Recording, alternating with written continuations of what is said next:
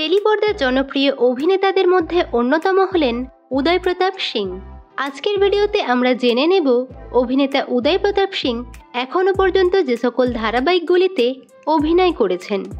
2015 সালে কালার্স বাংলায় তুমি এলে তাই, 2017 সালে স্টার জলসায় দেবী পক্ষ, 2018 সালে জি বাংলায় জামাই রাজা, 2018 সালে কালার্স বাংলায় আলোয় ভুবন ভরা, 2019 সালে জি বাংলায় কি করে বলবো তোমায়, 2021 সালে জি বাংলায় মিঠাই, 2021 সালে জি টিভিতে হিন্দি সিরিয়াল রিশতো কা মাঞ্ঝা, 2022 সালে জি বাংলাতেই নিমফুলের মধু, 2023 সালে জি বাংলায় কোন গোপনে মন ভেসেছে এবং বর্তমানে পরিণীতা।